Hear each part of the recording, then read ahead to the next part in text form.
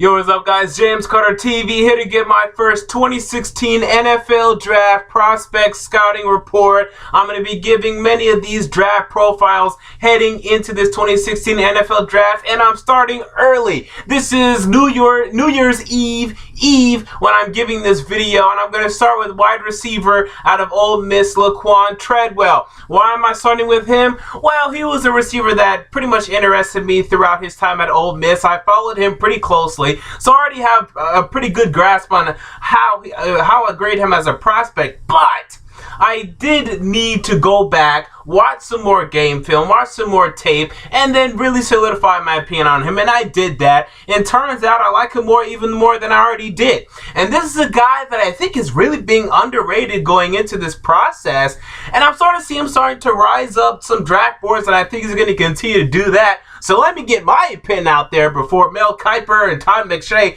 finally catch up, because right now these guys don't even have him in the top 10 of their big boards and mock drafts, when to me he's clearly a top 10 talent. Might as well be a top 5 talent if you haven't needed the wide receiver position, because this is a guy that to me at worst is going to be a 1,000-yard receiver. I mean, at worst, that's what you're getting here. And I'm going to be getting into the strengths and weaknesses, the pros and cons of Laquon Treadwell as it comes to being an NFL wide receiver. But know this going in, I really like this guy, and I think at worst he's going to be a 1,000-yard receiver, and at best he could even end up being a top 5, top 10 NFL wide receiver, and definitely a number 1 at the next level. So let's start with his strengths. Number 1, he has good size. All right, he's 6'2", 210 pounds, and I'm going to be getting more into the age later, but he's 20 years old. I mean, this is a guy that was born June 1993, or actually 1995, excuse me, June 1995.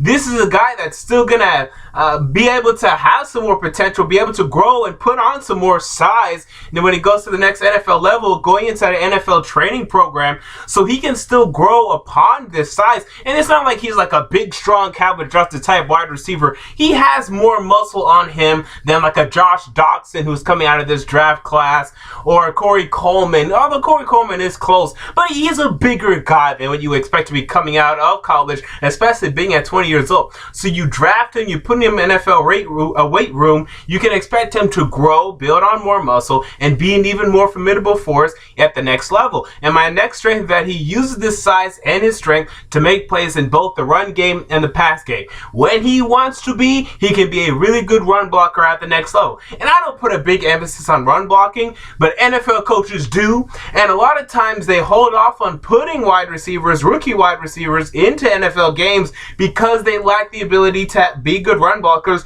right out of the gate. Laquon Treadwell does not have this issue. He can come into the game, be a good run blocker right off the bat, and be able to play right from day one. Because a lot of NFL coaches, I don't know why, but they would even sit wide receivers, rookie wide receivers, just because they're not great run blockers yet. You won't have that issue with Laquon Treadwell. He can come into the game, be a good run blocker, and play for you day one. My third strength, he has good hands, really good hands, because I really haven't seen many drops from him in 2015. He did have some drops his freshman year, had some more drops his sophomore year, but his junior year, he's been pretty much drop free, and I've been pretty pleased seeing that. And also, when the ball is up in the air, he can come pluck it out of the air like an Alshon Jeffrey type of guy, and able to do that. Dez Bryant, another type of guy that's able to do that, and Dez Bryant has his fair share of catches, so I think he may already be better than Dez Bryant in terms of the hands category. Nice hands, good hands, go up to catch the football, reliable hands. Next point, strength. Nice ability to run after the catch. Now, you're going to hear Mel Kiper and Todd McShay and all these NFL draft pundits say, oh, he doesn't have great speed, he doesn't have great explosiveness, and I'll get into that in a second, but this guy has a nice ability to run after the catch. He may not have great speed or great explosiveness, but he does have agility, and he does have balance when running after the catch. So when you see guys try to tackle him, he has a nice ability to just juke him out, have some nice agility there. And then when guys try to arm tackle him, he has enough strength, he has enough balance to stay on his feet and keep running after the catch. And he was a problem, a force for other teams guarding him. I gave a couple gifts down in the description box showcasing his ability to do this. Go down in the description box. I have gifts. I wish I could put in the video, but because of copyright issues, I can't do that.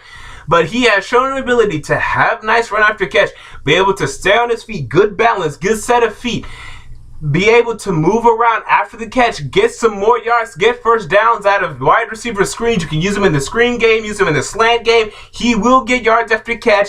He could end up thinking, oh, is he down? No, he's not. He's running for a touchdown the other way. He almost did that against Texas A&M. Unfortunately, his knee was down, but during that play, it looked as if he wasn't. He went all the way for the touchdown. Turns out the touchdown was reversed. But it's nice seeing that he can do that ability. And again, that GIF is in the description box for your enjoyment, for you to watch that. And then my last strength is that he occasionally makes superb grabs. Now, this is the big thing in the NFL nowadays. Ever since the Odell Beckham catch, we like seeing wide receivers make spectacular catches. What's his name? DeAndre Hopkins for the Houston Texans. He does this on a weekly basis now. Makes superb catches. And I highlighted a catch from Laquon Treadwell. An absolutely great catch in the game. I can't remember who it was against right now, but over the shoulder or against Auburn. That's what it is. He has a defensive back on his back and still makes this grab. Has another leaping catch where he grabs a ball with one hand that's right in front of his face. Great focus, great ability to make the superb catch. And this is what you like to see from NFL wide receivers nowadays, especially when we're talking about a top 10, top 5 wide receiver talent. If you do not have a great quarterback, you want to see him just be able to throw the ball in his vicinity and Laquon Treadwell to come down to make great catches, and he is able to do that. Now, he does have some weaknesses to his game. Number one, lack of explosiveness. This is true. Coming off of the line of scrimmage, he's not going to just explode off of you. He's not going to, shake any of the experienced defensive backs, fast defensive backs, athletic defensive backs at the NFL level. However, and even with this weakness, again, you do see, even though he may not be very explosive, if he can fix his route running, and I think there's some issues with his route running, if he can fix his route running, can get open, get some separation using that, leaning on that more than his explosiveness per se, then I think you're going to be able to see him still be able to make plays despite this lack of explosiveness. I mean, you see guys like Anquan Bolden, who is a very explosive, Alshon Jeffrey, who is a very explosive, Brandon Marshall, who is a very explosive, although he does have that top-end speed, Brandon Marshall. But, Dez Bryant, who isn't very explosive, guys. I mean, Dez Bryant, I know we think of he's a top 5 wide receiver, and he definitely is. He's not a very explosive guy. I mean, Laquon Treadwell fits in this mold of wide receivers that aren't very explosive, but using their route running abilities, using their physical talents, can get open, can get separation, and even if they don't throw the ball to them, they're going to pluck it out of the air, they're going to catch it. So even though this is a weakness, and it is a viable weakness, I think this is something that can easily be overcome. Another weakness is average speed. Oh, what a weakness. He has average speed. But again, if he can lean on his physical talents, in terms of size and strength, if he can lean on his route running, fix that up a little bit, I think this could be a better this can actually turn into not really a weakness, but it'll still be a weakness, but it won't be significant weakness for Laquon Treadwell. Next is his route running. So I don't see crisp routes from Laquon Treadwell as much as I would like to. And he gets away with it because he's so physically talented, because he's so good catching the football, because he's so strong, and because he's so tall. At the NFL level, he will need to fix his route running. I need to see crisp routes coming out of his breaks quickly. I didn't see enough of that. I saw a lot of, and that I'm sure that his receivers coach at the NFL level will drill him on this. I'm sure his head coach will drill him on this. Usually this is a common theme from NFL wide receivers coming out of college. They're not great route runners. And for some reason right now, the NFL, the college football, aren't producing great NFL wide receivers in terms of route running. But I think that's something that can be drilled into him. He's still 20 years old, as I said earlier. And this is a guy that can learn quick, can learn on his feet, and can end up being a really good wide receiver and a really good route runner. A big weakness for me is his knee and ankle injury status. Now, this will not be a big deal if he did not come out a couple weeks ago and say something. He said a couple weeks ago that, I really wasn't that healthy this year. If I was that healthy, I could have put up even more numbers. That concerns me. You weren't healthy? I mean, this guy should have been healthy after this season. I mean, coming into this season, I know he dislocated his ankle, he broke his fibula, but he was saying he was healthy coming into this season. All the doctors were saying he was healthy coming into the season, and he's still saying he had issues this season being healthy, that he still wasn't 100%. So now, if I'm an NFL team, I like Laquon Treadwell as a prospect, but hold on, we need to go to the combine. We need to look at this knee and we need to look at this ankle. I need to make sure that everything's set in there, everything's nice, nothing to worry about there, because that is kind of concerning to me that even in December he's saying he wasn't healthy this season. That's concerning. If he didn't say anything, I would have known. I would have said, okay, he's good. But he's saying that he wasn't healthy this season. That concerns me. However, though, this could also be a potential strength, because if he wasn't at 100% this season, wow, maybe he could put up numbers. But at the same time, what's going on with your knee and ankle? You got to figure that out if you're an NFL team. So overall, Laquon Treadwell, I have a grading scale. I noted it in the description box. I gave him a grade of an 87. Basically, what that means. And let me pull up my own grading scale because I already forgot. Okay, so basically that means I put him in the range of a very good player at the NFL level, possible Pro Bowls. This is pretty much a little under Dez Bryant, kind of a guy, if I could, like a Jarvis Landry, a little better than a Jarvis Landry in terms of production. Now, this is very dependent on where he goes. If he goes to a situation with a great quarterback, let's say he goes to the Cowboys, Tony Romo will make him a 1,000-yard receiver, day one. And then maybe he can make the Pro Bowls there. I'm not sure if he's going to be a consistent Pro Bowler. I'm not sure if he's going to be an Andre Johnson. I'm not sure if he's going to be a Julio Jones, an AJ Green. I think he's going to be slightly under that. But I don't think that's that bad of a fate. I mean, I'll take that. If I'm an NFL team looking for a number one wide receiver, I think he's your number one. I think he's definitely a number one wide receiver at the next level. Is he going to be consistent, Pro Bowler, top 5 at his position? I'm not quite sure to put him there yet. However, we're before the combine. And before the combine, I'm a little bit conservative with my grades. If he goes to the combine and he kills the combine, he runs a 4.4, 840. He looks absolutely flawless in his workouts. I may push him to that next category of consistent Pro Bowler, possibly All-Pro, great player. I'll push him to that category. For now, I have him just under that category. But the way NFL wide receivers are valued in today's NFL, in today's passing attack NFL, this is a very valuable player to have. And even though I only say, okay, he might be a 1,200-yard wide receiver, Emmanuel Sanders, that's a good estimate right there. So Emmanuel Sanders type guy, where he is a number one. He may play a number two, but he's a number one for half the teams in the league. He's going to get yards, he's going to get touchdowns, but he's not quite as talented as his Demaryius Thomas sidekick. Actually, for Demaryius Thomas, he's not the sidekick, he's the main guy. He's not quite as talented as Julio Jones, as AJ Green, but he's good. Okay, so Emmanuel Sanders in terms of production, not in terms of play style. So, with that in mind, you look at this guy, you have to value this position, the wide receiver position in the NFL.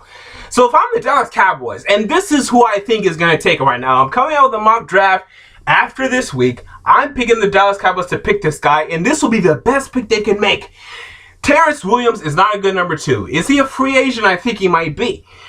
Pick Laquon Treadwell. I know everyone's talking about the Cowboys need to take a quarterback. No, this is blasphemous to me. Absolute blasphemous. Take Laquon Treadwell. Come in the mid-rounds and then draft your quarterback. Connor Cook, Cardale Jones, Christian Hackenberg. Plenty of quarterbacks in the mid-rounds. Plentiful. Carson Wentz could go in the mid-rounds. Maybe the first round, but I think probably the second. Paxton Lynch, I think, is looking more and more like a second-round quarterback. So take your quarterback in the mid-rounds, groom him, and then when he's ready to go, he has Dez Bryant, he has Laquon Treadwell, he has the decaying corpse of Jason Witten, who you're probably going to have to replace soon, but yeah, you guys him. And then you have a good situation for your rookie quarterback to go into. Don't just draft Jared Goff in the first round. You're going to forget it. But anyway, or you're going to regret it. Oh, you won't forget it. You'll never forget. Anyway, so we're not here to talk about mock drafts, but that's where I think he's going to go. That's where he should go. If you're in the top 5, if you're in the top 3, if you need a wide receiver, take him. He's a safe prospect. He's not going to be a bust. I'm going to sit here today. You can come back to this video after he's a bust. You can say, hi, no, he's not going to be a bust. Will he reach great potential? I don't know. But I'm starting to look at these prospects. I'm not sure who's great. I mean, right now, you're looking at the top 5 prospects. I think Laremy Tunsil is really, really, really good. I think Joey Bosa is really, really, really good. And I think he's right there in terms of that level of really, really good players at their position. I mean, when you look at it, I think he's a top 5 prospect in this NFL draft. And especially if you need a wide receiver, don't hesitate. Take Laquon Treadwell and you will not be upset afterwards. 5 years, 10 years, 15 years, you'll be happy with your pick. And we'll see how things go. So there you go. There's my scouting report, my draft profile on Laquon Treadwell. For more of these upcoming in the future, make sure you subscribe to this channel, James Carter TV. There'll be a couple coming out every week. I probably won't go through too much. Probably 25 to 50, anywhere in that range. I'm not really sure because the college is going to start up again, and that's going to be taking up a lot of my free time. But I enjoy doing these. Hopefully you enjoy watching them. And the more I get, the more comments, views, whatever, I'll keep making them if they're successful. You bet. So share it with your friends, do all of that.